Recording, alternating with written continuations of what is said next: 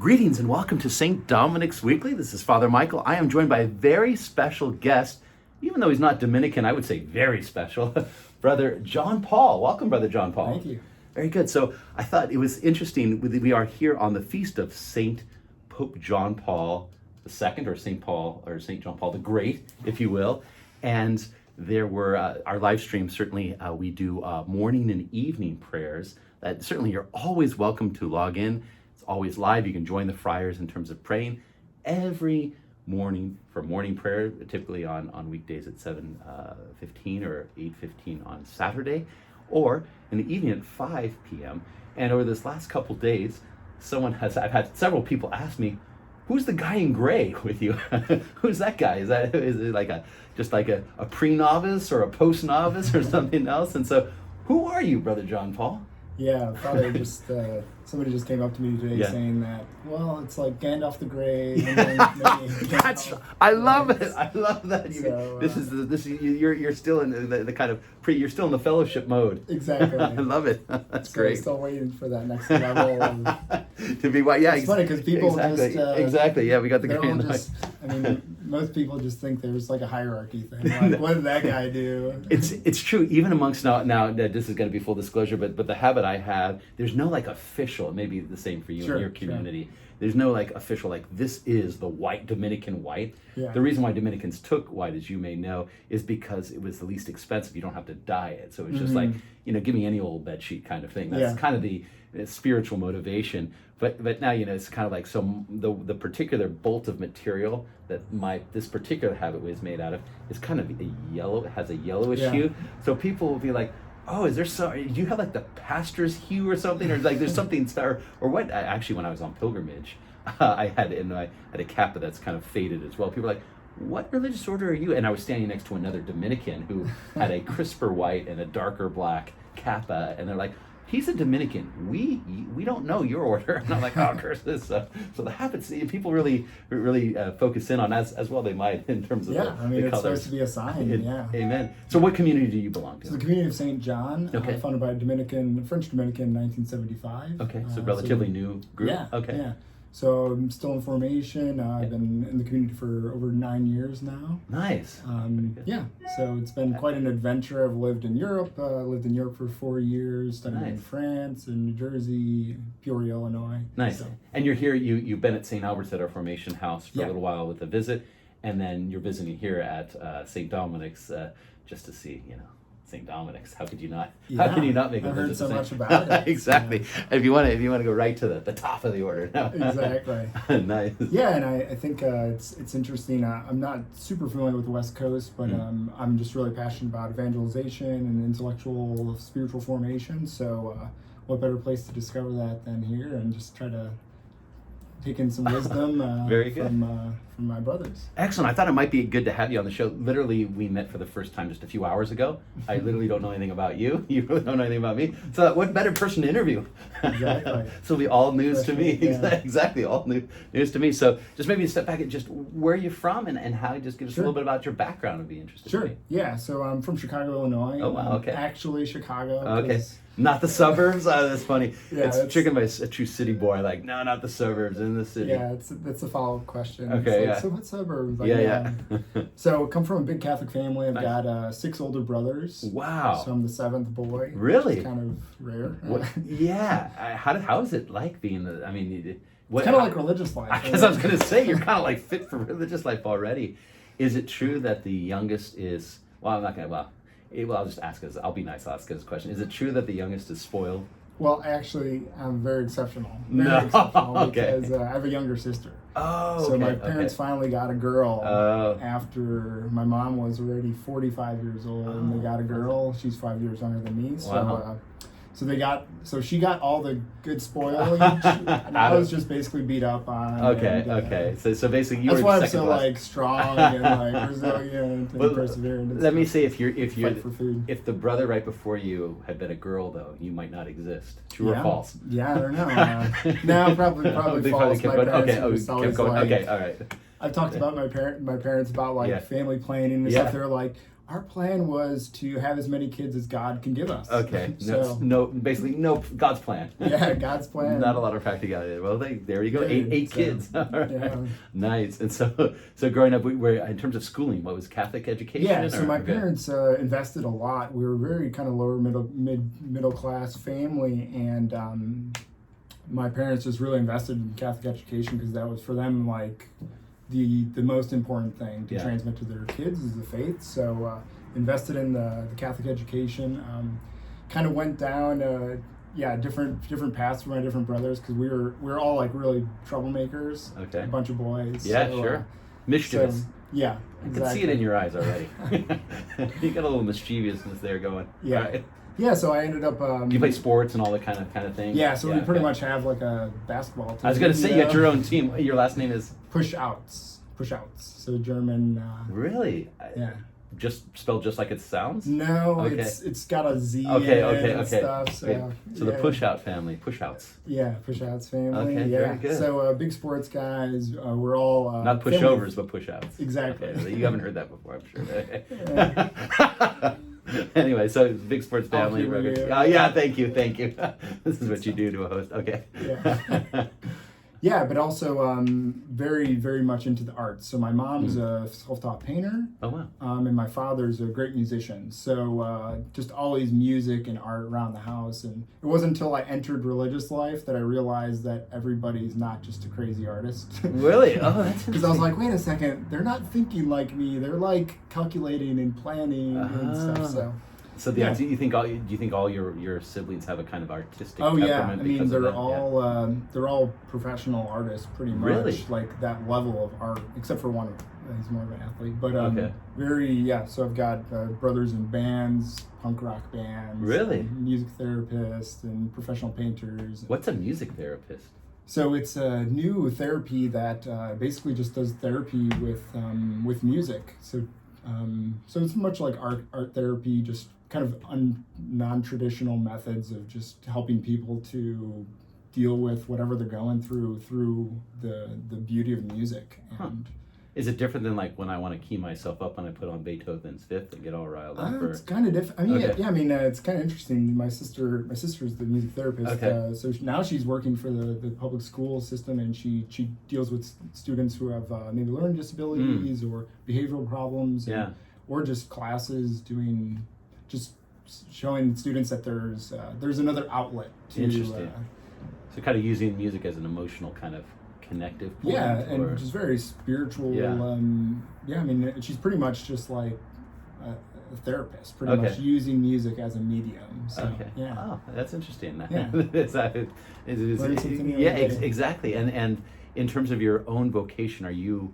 How did that go? Like, how did you get involved? Are you kind of interested in religious life? Did you have other siblings who were kind of interested? Your parents, no. Okay. So my dad was a seminarian actually. Oh, well, there you go. Mother. Well, there you go. Yeah. A diocesan, or was it a religious life? Okay. Yeah, just diocesan seminarian. Okay. Met my mother at a charismatic prayer meeting. Amen. Yeah. Praise the Lord. Praise the Lord. So and then history. Okay. Makes So they both charismatic. So I mean, at that time, as they describe it, time in the church, like the charismatic community was like a place where they was really very orthodox and very dynamic. So so there was a place where they not super involved in that later in our lives, but so it's definitely part of their history. My dad was the guitarist. Is the guitar? Anyways, long hair. Yeah. Okay. Yeah. I don't know. I just yeah. Long hair and a guitar. Yeah, he got the Holy girl. Spirit rolling. He got the girl. Yeah. In a Catholic setting. Very good. So how did those maybe looking back at some of those maybe a family experience or two that kind of moved you towards considering religious life? And so people ask me that all the time because I think people just have a preconception that like, okay, you're religious. This is like the weird kid who just like is playing mass all the time and stuff. Not that that's like bad or weird or anything. Like it's awesome. Like do it. Yeah, it's great to do it with your family. But that was not my family at all. Yeah. So I never like thought about being a priest before. I was working at a gallery in high school. I was a painter already, kind of going down that artist track. And then, Yeah, I mean, I think there were different experiences, especially in my grade school years, where there were moments where it was just like kind of these God moments where I was like, I think that's kind of a call, but I just completely like ran the other direction. Sure, actually. sure. So, and with your family, did you get like all the sacraments of initiation, baptism, first communion, so confirmation, I think going to church on Sunday kind of thing? Yeah, all of my older brothers, we all grew up going to church. You can imagine 7 boys. I can imagine rolling into church heavy there. And we were like the family with the most kids, so you know they had got a lot of those dirty looks and stuff. I don't know how it is at St. Thomas, but no, we don't have a lot of stuff. We do have some big families. But like you said, it's not the norm to have 7 or 8 kids. There's no cry room or anything. No. So, I mean, it was kind of the way things go in people's spiritual journey and stuff. But most of my brothers kind of lost the faith in high school during the rebellious years. Sure. And so I followed the example of my brothers. Sure. So I kind of went the other direction and was just really searching. I'm still kind of agnostic in the sense where like just trying to figure out, well, what's going to make me happy. And I was really rebelling against kind of this formalist, kind of legalistic morality of the Catholic faith is like just keeping me from being free and growing my hair and having fun and stuff like that. So that was kind of like part of my rebellion. And then it didn't help that I was kind of in a very kind of closed high school environment, kind of Catholic environment where I was pretty soon the relationship aspect of my faith was just non-existent. And so I kind of rebelled and kind of placed it on that. So I mean, little by little, I got to see and experience that wasn't leading to much happiness. And so different events happened, and notably, my girlfriend at the time, one of her good friends actually committed suicide, and that was like a really crazy experience. My girlfriend at the time was not religious at all, and so I got to see before my eyes that like this is the question of God is as real as this, that this person that I love has no hope for her friend right now, and that his existence is done. And that really got me thinking, and it got me praying for the first time in a long time. So that's a big part of my, I guess, different events that happened where it's just like, well, I just fell on my knees and, kind of hit a wall in a certain sense of like, oh, I could be good without God. I'm like a cool, nice guy. Let's just be a nice guy. And, and then those moments where you're just like, oh man, like, I need a savior. Like, this is not just this like thing of just being a good person and, you know, following the steps of, your forefathers or whatever. But it was really about just this personal need for God, for Jesus. And so I looked different places and whatnot, but really had, I was blessed with I was really close to my older brother, 2 years older than me, and another group of friends who were just kind of searching just philosophically and artistically, just looking for, okay, well, what's going to fill this hole in my heart? Like, I was living out in New Jersey for a while, so I'll tell a story. And this is as a brother, but there's a guy, he's New York accent, so I'm going to try to imitate the New York accent. But Go for it. He was talking to some kids, and he goes, you got a God-sized hole in your heart. Ain't nothing going to fill it but God. It's like God-sized hole in your heart. So it's like, it's like St. Augustine, you know, we have this we're restless, literally, until to be filled by God. So, it was kind of my experience of just like seeing, okay, that these things are not, I'm just thirsting for that ultimate truth, and that thirsting to love in a real way, and experiencing, especially that experience was really that my love wasn't enough. That my human love and all my good intentions and all that stuff is just exposed, like, well, I need love with the capital L.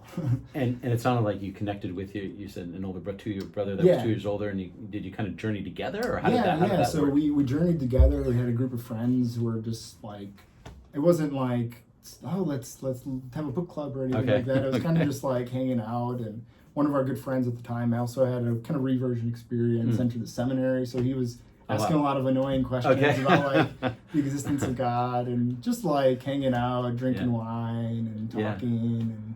As artists music. do, as artists do. Exactly, yeah, smoking cigarettes and just talking about art and life. So. Nice. Now, wait, had you gone to? Are you in college at this point, or what was this your? Was this was probably like just before college. Oh, just so, kind of like. I ended up getting kicked out of high school. Okay, you're an artist. I mean, what can you expect? Yeah, yeah. So it was kind of during that time frame, and then in college was really kind of the big moment for me to see this contrast even bigger. It was just like I went to a big kind of University of Illinois, big party school. Gotcha. And so it was just Fighting Illini. Exactly. Okay. Yeah. Yeah. And so it's really kind of crazy because it was all these preconceptions of like college and fun and like happiness. And then as I kind of saw it and experienced it, I was just like, man, this is so empty. I just never had seen so much emptiness in my life. Very superficial, having fun and good times. But always like the next morning, just like, oh, well, like that hole's actually, like I was trying to fill it, but actually it's dug even deeper. And so this sense of just like needing something. Yeah. And so a big part of that for me was encountering the brothers and experiencing what religious life is. I mean, because I had these ideas of like Friar Tuck and like Sister Act and stuff, but I had no idea of like consecration. Yeah. And when I did a retreat out at the novitiate, which is in the middle of the countryside, so it was really silent and just to get away, turn off the phone, and just to have some moments of recollection. And that was there that I really kind of encountered Jesus in a very real way in the sacraments. It was the first time I a big part of it for me was the first time that I saw Mass prayed. And that's the way I describe it, as the Mass as a prayer and this I think real deep spiritual experience of being like, okay, this is the sacrifice of my redemption. Yeah. To experience that in confession as well, and adoration, silent adoration. Yeah. You know. Are these things you've done before and just appreciate them anew, or Not things that really. you hadn't really Yeah, experienced? I mean, not like adoration a little bit, but like it was just kind of all these things. It was the witness of the brothers and the sisters of like what they've got joy. And this is the like, community that's there. They're at the University of Illinois? No, so they're about an hour and a half away. Okay, so. How did you connect with them? Just out of... So one of my good friends actually had his reversion. Okay. So it's different from the seminary. Okay. He ended up doing this year-long kind of mission year with them. Okay. So I went to visit him. Oh, okay. I didn't know what I was getting myself into. So. This is actually a really good argument for good friends because, right? If you surround your people who care for you, no matter where, even if you're kind of searching artists, so to speak, if that's your connecting with good people that are really kind of searching together, right? It was huge, yeah. Because you have one's in a seminary that's asking, as you say, I think, kind of annoying, quite pestering questions that get you thinking. Yeah. You got another friend that's familiar with this religious community that kind of introduces you to that. Is he part of the community now? No, so he discerned out.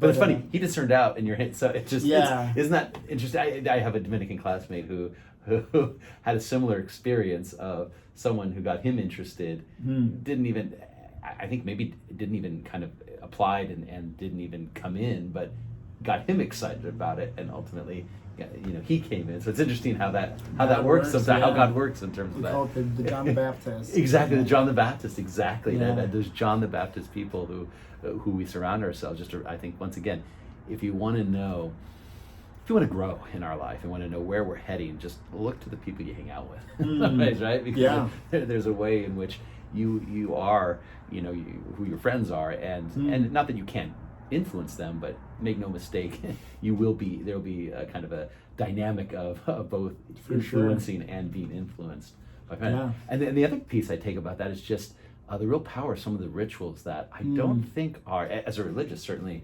I'm familiar with, and I'm probably so familiar with them that, like, when we do our for our confirmation program for our teens, and even some of our religious ed, doing like adoration with them, and then I remember last year, this is all pre-pandemic, but we had that beautiful adoration, and then we kind of gathered afterwards, and I just wanted to know their experience, and they loved it. And one of the things that and this might fit your experience, and I'll ask you, but their reflection was, it was just nice just to kind of have a moment of silence and quiet. And what occurred to me is they're always doing this with their phone, like we're so engaged in screens, and even if there's not audible noise, there's so much noise and distraction we've kind of made part of our daily life Sure, just for most of that they find it so refreshing that, okay, here's who believe in the Lord Jesus, kind of just in the monstrance, kind of make it peaceful and beautiful and just talk to God, and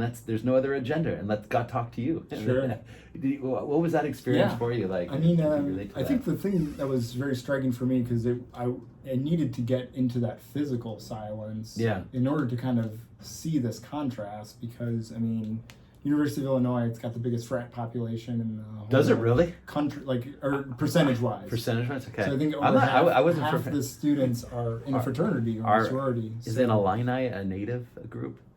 Yeah. Okay. So I don't know if it's still... Is it politically correct? Yeah, I don't even know. I don't know either. I just was thinking about school origins. I think it is Illini now. Yeah. Is it Illini? Okay. Yes, Illinois is a native tribe. Native tribe, sure. Okay. Well, anyway, but it has a reputation for being not being from the middle. I mean, I've heard of the school. I know it, but I didn't know. It's a great school, great Newman Center. Okay.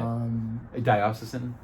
Yes. Okay. Yeah. Great Newman Center. It's got one of the founding model Newman Centers. Oh, really? There's 600 students living at the Newman Center. Wow. It's really kind of cool, and nice. It was a good experience for me because I was in the art school. Yeah. I mean, kind of in this kind of conflictual environment, but that really challenged me. Yeah. To be confronted with people have a different view on how the world works. And how do I articulate that through my art, through my conversations, through my friendships, and tell me a little bit. Tell me a little bit about that. What do you see in art? Just maybe even that time in your life, but just even generally now. Yeah. In terms of art, and we often, I'll put it this way, especially in this neck of the woods, Silicon Valley, and kind of science and technology and stuff. It's always about technology and faith, science and faith. Maybe speak a little bit to art, kind of art, and you're talking about especially about the fine arts. Sure. So I'll tie it back with the last question, because the question, there was a sister I knew who she described, she was a painter, and she said art is about reaching a silence, reaching that, and even though the piece might have lots of colors or whatever, it's about reaching that. I'd almost describe it as a peace, and I think that's a little bit what my experience was of just art for me was my means of trying to figure things out, all this mess. And we're talking about silence, the noise, it's without, but it's also within. That's a very profound experience to have, is to realize that I actually choose these distractions. I choose this noise because I don't want to look inside. So art for me was this kind of process of interiorization, and then how to express that search. So even before my reversion experience, it was always a place just to challenge myself and to just seek that beauty, to seek that goodness that's kind of beyond me, this ideal that is capable of attracting and drawing us in like a flame, So, and then it took on a different component when I encountered the Lord ultimately, because I was making work that was kind of provocative, and I was trying to train classically and whatnot, but it was kind of funny because after I'd visited the community for this first time, I started making art based on my experiences. So I'd say what is real friendship, or what is the truth of all this, or what do we do with all this sin that we've just, this darkness inside of us? How do we articulate that? How do we figure that out? So I started making pieces about this mystery to me, which was the person of Jesus Christ. And I had this experience of just being I'm sure everybody has this experience of oh, well, you figure out something that's really cool and you wanted to share it with everybody, and you kind of get turned down a lot. So shot down, okay.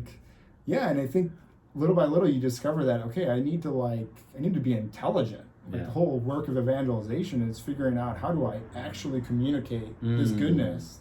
It's like bringing home like a girlfriend or something to your parents or whatever.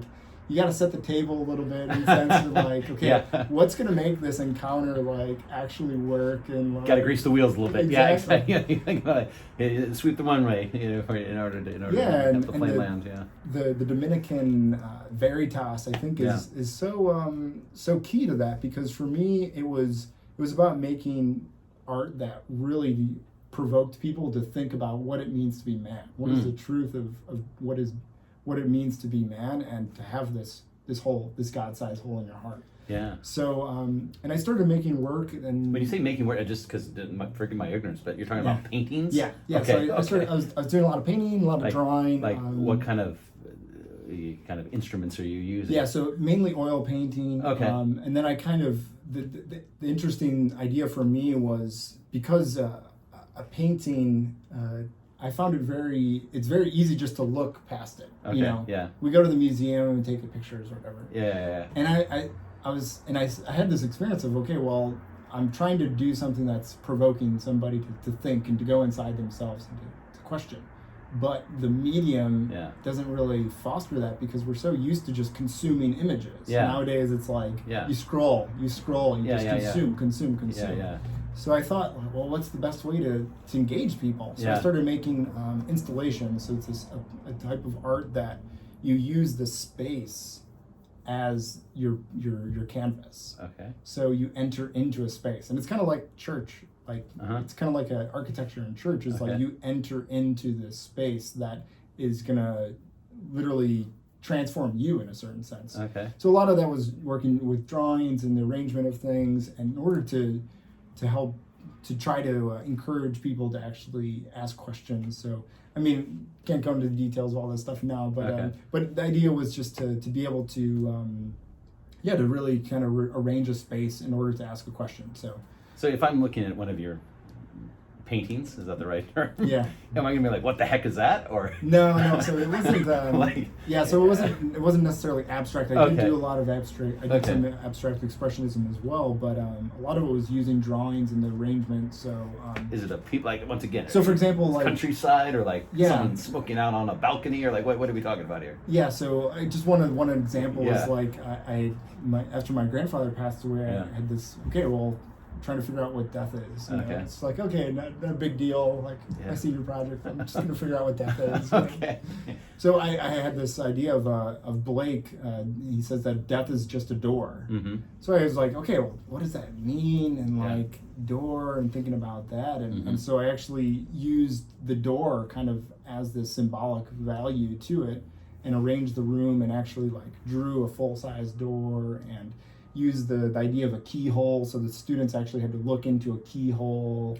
Oh, you're talking about like a whole kind of like it's panorama the whole space. So you just walk into a space. So it's that's why I kind of use the architecture example is that. Okay, so we're not talking about paintings. We're talking about like you arrange like a studio kind of thing. Yeah. So you use paintings in it and stuff. So, okay. So, like a gallery, kind of like you set up your own little gallery. Yeah. Oh, okay, gotcha. Contemporary art's pretty. Contemporary. Kind of.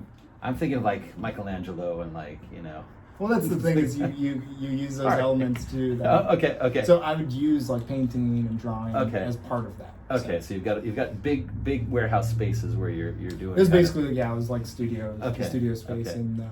And you're kind of like framing out different kind of experiences. Yeah, and just saying, okay, well, what do I want people to walk through or to.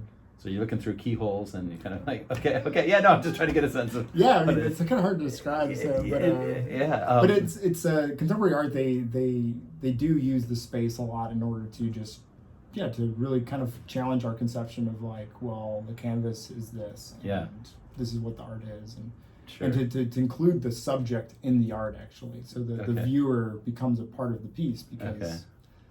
It's kind of like what's that where they do. You kind of just show up somewhere and they're like, oh, you're going to go on like this quest and like theater of life or something. I've never heard that, but I think it's kind of the same idea as that there's like performance pieces. Exactly. Kind of like that. Okay. So it's a little bit different, but anyways. I kind of get your name. Oh, interesting. So that's what you were kind of, was that kind of in college, your deal in college, like you major in?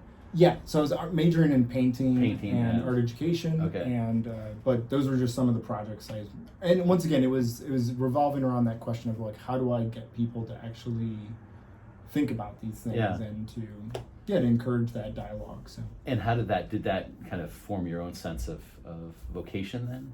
Yeah, I mean I think the main thing was realizing that I had this encounter with the Lord and I found the greatest joy just like sharing that. Yeah. And I thought for a long time that the means for that was just going to be art. Sure. And Fra Angelico did pretty well with it. Yeah, for sure. Yeah, and it's kind of cool. Like I've got friends who are doing that. Oh, really? Okay. Evangelizing through art. Yeah. So that's awesome. Could you see yourself doing that, or maybe not so much anymore? I mean, if you have gifts for it. Yeah, I mean, one day maybe. Who knows? Okay. It hasn't been in my cards yet. Okay. So art is obviously still a big part of my life, but it hasn't been in my cards in terms of like, I'm gonna just be able to paint for hours. And, sure, yeah. No, having the leisure to do that's it. But I mean, similarly though, in terms of if someone said to you, okay, you've got time to develop something, or even if you don't have time, your passion, like what kinds of things do you think might be interesting? Yeah. So actually, I was a campus minister at Seton Hall University, and they'd asked me to do a mural for the Campus Ministry Lounge. Oh, nice. I was working with a student. Yeah. Actually, the funding fell through, so it never happened. So, but I totally see that as a possibility of like, well, working on project, including other artists in it, and and some of the background of like how to develop an idea and to structure that and to and I think the artist world, the artist community definitely needs light. So absolutely, we have a number of parishioners that are involved in fine arts, and one young man who painted along with some help down by our parish hall when we did our big jubilee for the Dominicans, radiating the joy of the gospel, which is the motto of the parish. And cool. So a big mural there, and actually we're here in my office, but you can't see, but there's a painting of St. Michael too that he did for me. But, nice. But there are folks who, and I just think about it, it's not certainly a skill, a talent, or passion I have particularly, but I can certainly appreciate it, and I think, wow, that's a whole aspect of kind of human interest and passion in beauty that certainly resonates. And so there's got to be a place, not just in the church, but in like religious life and in a sense of a charism. Yeah, right, and certainly within Dominican order, we've got Fra Angelico. So certainly the Dominican vocation and charism, and the community aligned with that to the extent it is, hopefully has a an expansion to have that be a means by which we can preach. So I hope you get to use it. So I hope it and it certainly can be incorporated in anything you do at different places. But I hope you kind of get that sense. Yeah, and I think like even preaching, that was part of the thing for me, was just discovering that this means of communicating this treasure that I found became it changed a little, shifted a little bit, but I'm sure you feel the same way. It's like you approach a homily, or like you approach that in a certain, there's an art to it. Oh, absolutely. Like, there's a dignity, like these people are so worthy of this message, and the message is so worthy that how do I become this mouthpiece and this fine-tuned instrument to say, Lord, work through me. And so that was a big part of my kind of journey, was just discovering that the means was, maybe God was inviting me to a different means of how to express this vocation, which I felt was really to just to have that intimacy, that relationship with the Lord, and share that, invite others into that. So the original apostles who are fishermen, and Lord says, I'm going to use those fishing skills, fishers of men, right? Exactly. Mother Teresa talking about being the little nub of the pencil that's writing. You get to be the oil brush. Yeah, for the Lord. So I'm thinking, I don't know if you're the big one, to be like are you a broad stroker, or you're a fine tune? You kind of like, am I painting the barn? Am I barn painting size? Jackson or am Pollock is throwing the whole. I love it. Whole paint bucket on the wall. Was there a moment where you said, I need to? Was there a moment that said, I often ask couples, the moment you felt like this is the one, we're gonna, even though we haven't made vows yet, this is kind of like feel God calling me to religious life in a particular way, to your community. Did you have a moment like that? Was it kind of more organic? What would you say was kind of an insightful Yeah, I mean, a lot of people ask that question as well, because I think a lot of people have this idea that like St. they just Paul. had the St. Paul moment. Yeah, exactly. So it wasn't necessarily like that. I think like a lot of us have these, the Lord leads us with these little signs and these invitations. I think that's the best way I was able to describe it, is, it's kind of like dating or like any relationship. It's like, okay, well, there was something that helped you to realize, like, hey, like maybe I want to pursue this relationship, and then I want to take this a little further, and then commitment and all these things. But there was definitely a moment where it's kind of funny, because I was kind of like a contrast moment where I was doing this year-long evangelization discernment year, And I was like, okay, I'm really feeling drawn to this, and I feel like the Lord might be calling me to religious life. And I was like, oh man, this is crazy. I don't know if I necessarily felt like I was up to the challenge, and now it's not for me. And but I definitely felt that attraction, and I was like, okay, well, Lord, what do you want to do with that? But it was kind of funny because like right when I was leaning into it more, I saw the beauty of the other vocation and saw the beauty of married life. And it was kind of like this conflictual moment where I was just like, oh my gosh, like... Yeah, how did you decide? Like, what went into that? Yeah, so I mean, I think... Spoiler alert, we kind of figured it out, but maybe talk about that moment. Yeah, because I think, I mean, discernment between a good and an evil, like, it should be pretty simple for us, you know? Yeah, obviously, exactly. Like the extra piece of cake, like tantalizing and whatnot. But and you said evil. I don't think that's an example. Yeah, that's No, lesser good. Lesser good. Yeah. But that was the first experience where I had it. Where I was just like, oh my gosh, like they're both pretty good. Yeah. And especially when you have like a beautiful Catholic woman before you, and you're just like, oh wow, like this could actually work. And so I was taking that in prayer and just trying to discern as best as I could. And discerning, I think, is really just discovering, well, where do I find life? Where do I find life, and where do I feel fully alive?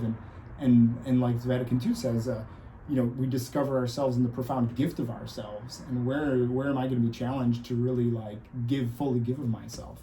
So I was taking that in prayer, and we do that through our experiences as well. It's like, okay, it's awesome to like, I really enjoy preaching, or I really enjoy leading people in adoration, and I really enjoy praying. Like, this is maybe a good sign that there's something to that. Sure. Of course, I can, and then the reason came in, well, I can do that with a married life as well, of course. Of course. But there was a moment where we were doing this retreat, and we are doing all-night adoration. And it was one of these funny moments that, like, the person who was supposed to come after me, it was like 3 o'clock in the morning, like didn't show up. Oh boy! You got. I know what you're talking about. You got stuck. I got stuck for like 4 hours. No. Okay. In the chapel, and this to like 7 in the morning or something. Really, the chapel at the monastery is really quiet, not a sound. And there was just a moment, and it wasn't definitely not like this moment of like, I choose you. It was Elisha moment.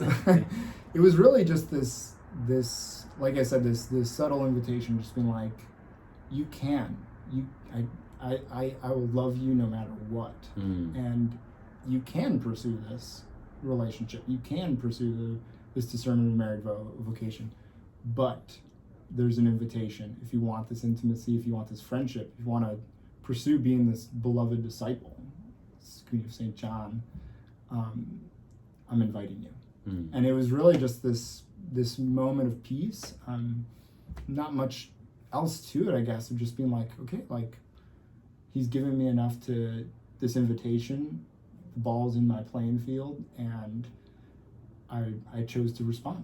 And my whole vocation is just the whole process of just like the Lord, once again, giving me that complete freedom and inviting me, will you follow me? Do you want to follow me? And so here I am. Well, it's 10 years later. It strikes me. I mean, you said it's not a St. Paul moment, which is not, but it strikes me as Elijah moment. Yeah, so the still breathe. Yeah, the still whisper. Right. Yeah, so that's one of my favorite passages, and and I think those are the hurricane, the volcano. You know, all the different the fire, and you know, the wind, the fire, all this, and then it's just the still, quiet kind of breeze or voice, the ruah. And it's once again, it's that silence that you need to hear that. Especially with all this noise and drama today. And, you know, just the pace of our lives is just, do we have the time where we can just take a deep breath and just be one-on-one with the Lord? Because ultimately, I mean, I've seen a lot of crazy stuff in terms of like pursuing a vocation. It's going to come with crosses and trials and stuff, but in the end, finding that time to just be face to face with the Lord, and to discern and to keep choosing the Lord in the midst of it, that's what brings that joy. You know, it's occurring to me now, you talked a little bit about just art and just maybe in more general kind of having the person who's experiencing art even part of the process. what strikes me is the word contemplation, which is literally being in the temple of, or being in the presence of someone else. And we don't. I'll put it as good as it is. We don't contemplate the data. We don't contemplate an email per se, or maybe we contemplate something of beauty, and then something that arrests our. Something's worthy of a deeper investigation. Sure. You can contemplate truth, but you can also contemplate beauty. I wonder if you have thoughts on that in terms of you're talking about the silence as being kind of a prerequisite, or where you kind of find or can hear the voice of the Lord. But even in your own passion for art and things, maybe talk about a little bit about it. I think of the Psalm, one thing I ask of the Lord. This is the psalmist David. He's like, this I seek, to dwell forever in the house of the Lord, and to contemplate, just literally face to face, your countenance, your beauty. I think we thoughts on that. Pope Benedict has a great quote. He says that beauty wounds us. Wounds us. Okay. And it's like, I think it's in spirit of the liturgy. But what he means behind that is that it's this awe moment that there's a before and an after. And I think we've all had this experience. I mean, I've spoken with fathers. I helped lead a mission trip a couple years ago, and the father of the family gave his witness story, and he literally converted the moment he saw his first daughter. Wow. And he completely went cold turkey, stopped drinking like that. Really? He was an alcoholic. Wow. But what is that? You can say, oh, it's just like, responsibility. Like I was converted by responsibility. Yeah. It's like, no, he was converted by the beauty, the awe of the dignity, and this thing that I can't consume. It's not for me to consume. That's what the beauty thing is. That's what's so terrible about like pornography and like you're trying to consume the other. You are consuming the other without respecting that ulteriority and that transcendence. And I think what beauty educates us to be able to respect the other and to appreciate their good and to glory in that good. So I think how does that get back to the wound? You strike me. What does he mean then by wound? Yeah, so I think the another example is in the natural world where you climbing a mountain and seeing what's that beauty spot for you? Yeah, exactly. That moment where you just the vista, where you see all. Yeah, like the this valley is where God is, and wound in the sense that love wounds, that you like the Song of Songs, like the beloved is mine and I am His, and there's this aspect of that. There's something that it reveals that I'm not complete without this, without this otherness, without this transcendence. Yeah. So wound, I think, is a sense that it awakens in us this mundanity, this complacency. It wounds us, it shakes us up in a certain sense, and that's why I like that example in the moral life of this father. Is just like he was content or whatever, just like in his status of just like, okay, like this is life or whatever. And he needed that beauty to break in past those walls of self-defense, of that complacency, and I think that's what I think, at least the way I understand it, is a good work of art is supposed to wound you, is supposed to strike you. That's why the expression, it goes back to something you were saying earlier in terms of St. Augustine. You felt the restlessness in your own heart. We all do. We have that infinite desire. Yeah. But sometimes we need to even be nudged or kind of shocked, or as you say, into tapping into the awareness of our unquenchable thirst, or the infinite hunger we have. Yeah. And beauty can be that stimulant that kind of wakes us up to, hey, I want more. I want that is clearly more, and I want more of that. Give me some more of that. Oh, and I do have this infinite. In other words, it wakes up to the reality that we kind of mundanity can kind of like the routine can kind of make us blind too. Yeah, and I think I just read a story by Father Grishel.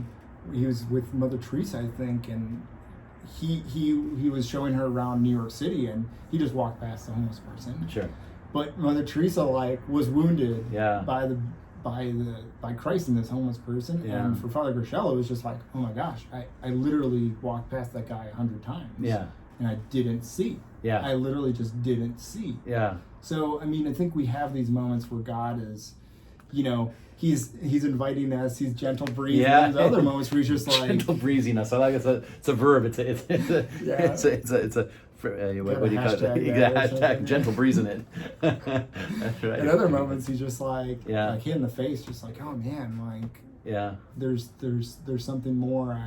And that's what's exciting about. I'm sure it's the same with you. It's like, what is the best part about your job is like it's new all the time. Oh yeah, and absolutely. Like, every single person you encounter, you're just like, wow, like I thought I had this figured out. It's just like, or same thing for a couple. It's like, well, thank God you can't just be like, oh, I think I love you enough.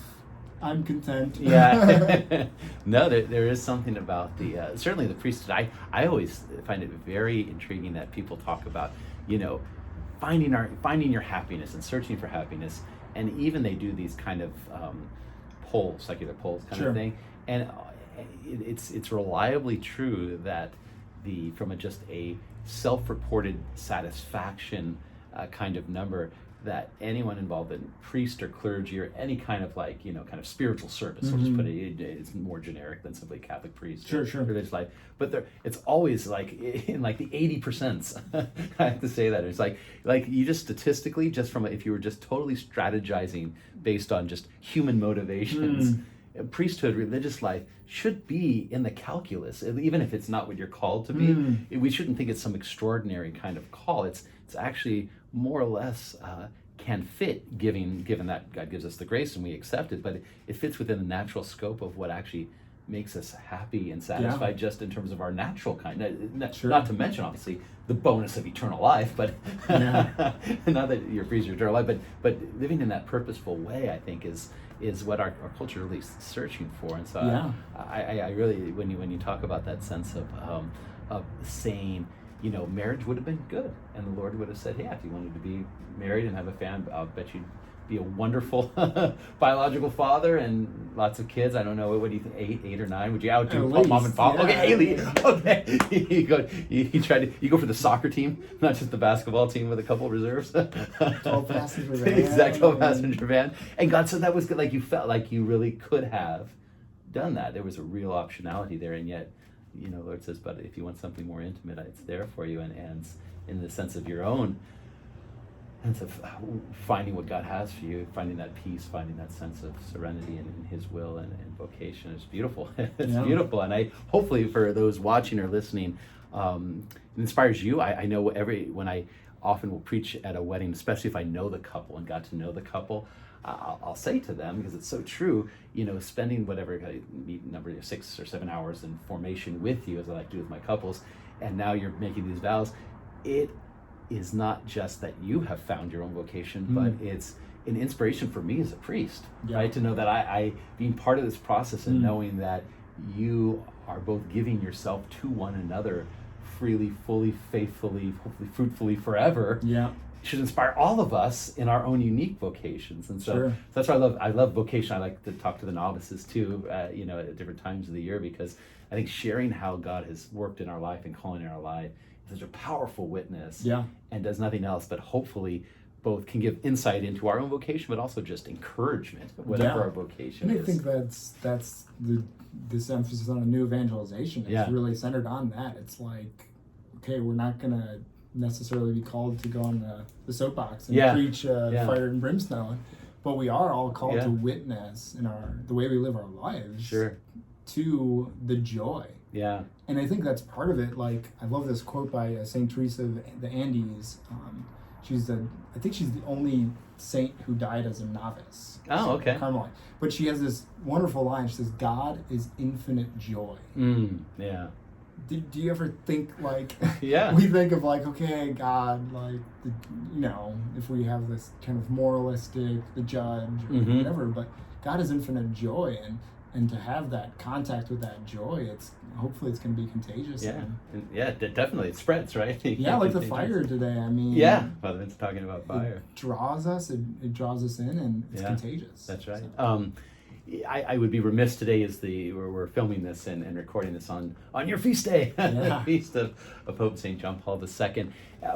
Did you, now I don't know, in terms of different religious groups have different customs, did you get to choose your name, or was it I guess I should ask that first, or was it assigned to you? Yeah, so we get to choose 3 propositions, and then somebody else chooses for us. Okay, so do you have, is there a certain ranking, or you just throw 3 in the pot and they kind of mix it up? John Paul was, like, I had 2. Okay. And then the day but I was supposed to turn it in, I was like, oh crud, I don't have a 3rd one. Okay. And I was just praying, and I was like, John Paul. So wait, so John Paul wasn't your original 2? No. Out of curiosity, what were your other 2? So it was Jeremiah. Okay, the prophet Jeremiah. I knew you had a fire and brimstone in you. You said we don't preach fire and brimstone, but I'm thinking you might have one or two future homilies. You've got one or two future homilies of fire and brimstone in you. I'm not. Let's not beat around the bush there. Okay, so Jeremiah. Not always. Not always, but once in a while. You got every good pitcher has the fat, but then you get a curveball in there too every once in a while. Okay, so. And then Francis.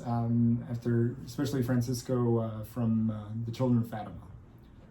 That's different. Yeah. Tell me. I mean, let me just say my experience. I connect with him because he was the one that couldn't see her right away. Yeah. Because he was just like kind of like speeding the Hail Marys, right? He was just kind of eliding the rosary a bit just to get her done. What about Brenda? He was really the contemplative, I think. Oh, was he? I mean, he like literally ditched school to just pray in the church because he was like, Our Lady said that I was going to die this year, so he's like, I don't need to learn how to read. Nice. Okay. So that's what appealed to you about him? Well, there was that contemplative dimension, and then the salvific suffering dimension that really was drawing me. But so John Paul, I mean, like I didn't think about it at first, and because in the ceremony it's super dramatic. It's like they'll call your name. It's the first time you hear it. And I really like jumped up because I was like, didn't think I was gonna get it. Oh. And I was like, oh crud! Like those are some pretty big shoes to fill. You know? And why are you're not giving it when you're habited? Yeah. So it's the same process. Oh, okay, the same process. So for us, you have it, and then you come and they give you get your name and they put your hood down. So but you were just kind of in a choir stall or something. Yeah. So it was basically like a ceremony, and then they call you. Or no, I think you see the habit first, and they call you with the name. Okay. Yeah. So it's all connected with this new man type thing. Understood. Kind of like kind of a baptism of sorts. Yeah, it's kind of like a funeral and a wedding at the same time. Absolutely, yeah. So and it was really kind of interesting because I was like, oh man, I gotta like discover what this link is and stuff. And I always loved John Paul II. I mean, he was the Pope when up until I was in high school and stuff. And now you make me feel old. Yeah. My experience was basically from birth to entering in the Dominican order. He was the only pope. Yeah. So until high school, and just to go back, it was like a moment of inspiration to choose him. There was no great devotion to him, really. Yeah, per se. I mean, my mother loves John Paul II. Okay. I went and saw him in St. Louis. Okay. Just drive by in Pope-mobile. Okay, all right. You got the way. I went to Toronto World Youth Day when I was 11 years old. Okay. I mean, it's not like those were like big moments in my vocation or whatever. Yeah. It was really afterwards that I discovered that he'd kind of chosen me. I was just gonna say that for those who are familiar with the video, like my own personal experience, and there's no doubt that we have choice that we choose our saints, but we are not in control. I think our saints have control of the relationship. Sure, we make that choice, but they're in control. So you had the same experience. Yeah. I'm so glad this is fits right with my own experience. It works out. It does. Yeah, and I think it's something that I discovered, and especially in for me, John Paul II, it's the adventure, the adventure of life. Nice. And a big part of my journey was really trying to figure things out, and from a rational standpoint, of trying to search for what is that truth. Yeah. Like the aspect of sports and the adventure of climbing a mountain, of helping youth to discover the beauty of God, the beauty of human love. Yeah. And I think the other thing is the dynamism of evangelization. And I think that's something that I've always drawn from, is just like, this guy was a machine, Yeah.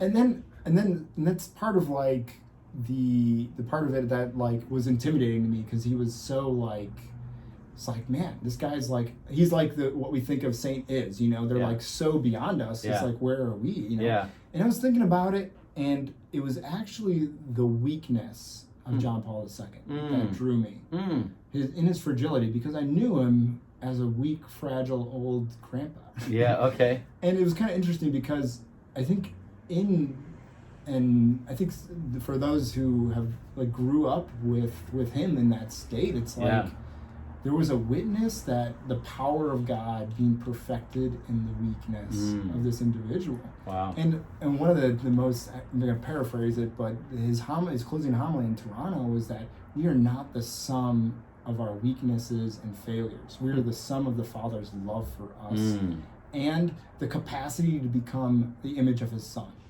So and that's my vocation story. Wow. That's my vocation story, is that, you know, discovering that the Lord's love is greater than even my weakness, and that I can be a channel of this mercy, and to help others to discover his love, just by this relationship that I have with him.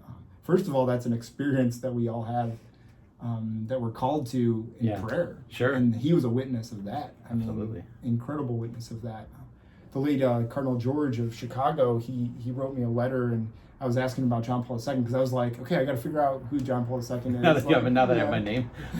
And he wrote me a letter, and he said, he's a man who prayed much, and he went face to face with the Lord every day, carrying all those he was carrying in his heart and presenting them to the Lord. And I think that's part of the witness that he, you know, we all have that image of John Paul II, like the Good Friday, the Stations of the Cross when he couldn't walk it, and just embracing that cross. You know, he was carrying the whole church, the whole world, all of humanity in that cross he was carrying in his flesh. Yeah, wow. You know, and it's interesting you say that, because my first thoughts go to the more, you know, not necessarily a young man, but at least but going skiing, or just those images, or him literally traveling around the world. He actually came to San Francisco. I must have been like 12 or 13 years old, right, at the time, and so he was kind of in the, if you will, the heyday of his, you know, literally trying to get to all the different continents, you know, several times, and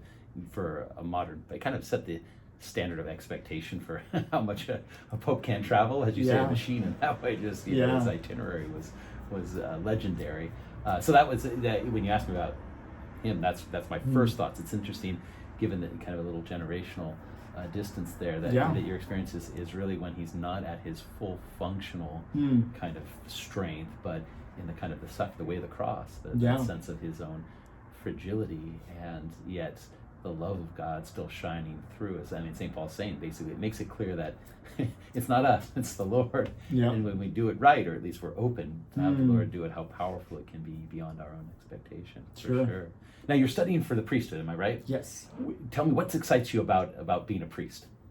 The future, the potential, or at least the I mean, future of that.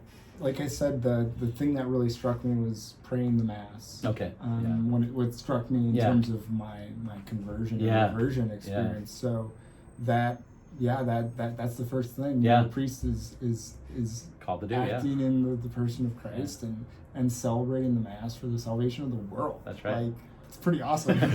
Who's got it better than that? Yeah, exactly. Being part of that process. Yeah. So that's just like the bare bones for me. But at the same time, I mean, the Lord has definitely put in my heart this fire for evangelizing, and I think that being a minister, as St. Paul says, an ambassador of that mercy of God. Yeah. I mean, who better? And that's just the brief experience that I've had as a brother. Is the greatest joy I have is when I'm capable to say at the end of the day that, wow, like I was given to the Lord, and I was capable of, the Lord was able to use me and to work through me to help communicate his love to people. And as a brother, I mean, I've already experienced that, because you're thrown to the dogs. Exactly. In a sense, you put on the habit, and you might as well be ordained for 30 years, right? And everyone expects that. And I've heard lots of confessions. I'll bet you have. I have not given any absolutions yet, but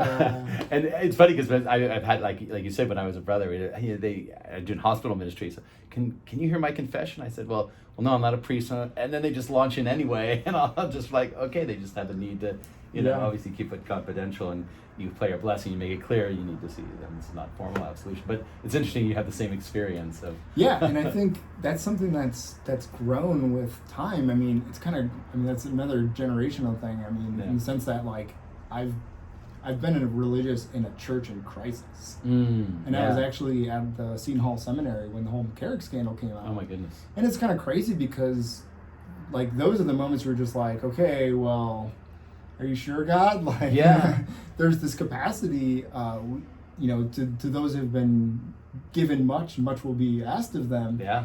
And that's very daunting. Absolutely. But at the same time, there was this profound sense of this invitation, this call to be conformed to Christ, in His priesthood. And we're all mystically, the mystical body, the royal priesthood, we're all called to participate in that priesthood of Christ. But it's kind of one of those striking things. It's like, well, in the midst of that mess or whatever, there's still that call to say, okay, well, I choose you. Whom shall I send? Yeah. Send me. Yeah, send me, Lord. Send me. Here I am. Here I am, the Samuel. Yeah.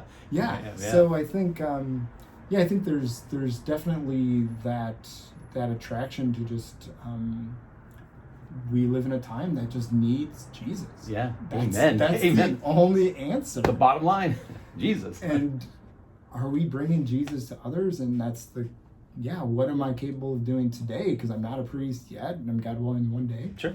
But trying to live that today and every day of my life, to live that conformity with Christ, and then hopefully one day that'll make me all the better of a priest. So. Amen. Amen. Well, thank you for choosing this way of life, and may God bless you in your continued vocation and formation. We look forward to your eventual ordination, but even that sense of how God is going to use you. It's been a joy. I can definitely tell you talked about St. Teresa. I wasn't familiar with St. Teresa of the Andes. Yeah.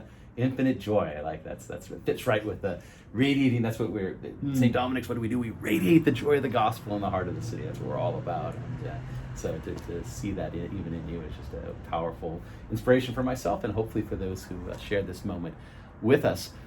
And thanks too. We don't really know each other, so thanks for giving me the time and being willing to sit down and chat. Is there maybe one final thing I always like to end with, like kind of a fun fact or favorite food or something, like someone who knows you, someone even who knows you might know any fun fact about you, so to speak, that someone who may not know you would find interesting. The painting thing already threw me for a curveball. I didn't expect you to be a purveyor of the fine arts. Well, I think the seven brothers type thing. Seven brothers. It's kind of funny. I was living in France last year, and somebody came up to me and they said, back in the day when there was still the King of France. Yeah. If there was the seventh child who was, like, for example, the seventh boy or the seventh girl, the king was their godfather. So it was like there's like a royal link to it. I was like, okay, that's interesting. Discover that interesting. The seven number also has that. That's interesting. That divine number to it. But, he's got the divine kind of covenantal thing that you got going on there, the Jewish Shiva there, right? So you've got kind of a belongs thing. So once again, you're King of Kings has claimed you. That's part of that discovery. Just like, I like that. Good fun fact. Favorite food? Chicago pizza. Oh, deep dish pizza. Okay, well, is there a if I find myself in the haunts of Chicago, is there a particular good representation of the best of Chicago? Yeah, so there's traditionals, kind of Uno's, Giordano's. Okay. Those are kind of solid classic stuff. Solid stuff. Okay, very good. But basically, and then I love ribs and Mexican food. Okay. So I mean, I love everything. Okay, so. I'm with you. But deep dish Chicago style, of course. Yeah, that's something that I crave when I'm abroad. So. Let's be honest. That's not really that's more like casserole. Or we're gonna at least meet there. Yeah, I mean, that's not really dangerous because you want to eat more. Yeah. But like if you eat more, you'll just feel so full. You're just like, okay. Because people argue what's better, New York or Chicago, and it's like it's kind of like they're kind of almost not even on the same. Different species. Thank you. Different species. Like talking about angels. I mean, St. Michael's the greatest, but the other ones are kind of they're still angels. It's not like they're not angels. So they're all different species. Exactly. Exactly. More like Azrael. Well, exactly. Thank you certainly for joining us, giving us this time, and hopefully for all those of you who joined us, this has been a moment that you've, as Pope St. John Paul II said on his inauguration, open wide the doors of your hearts.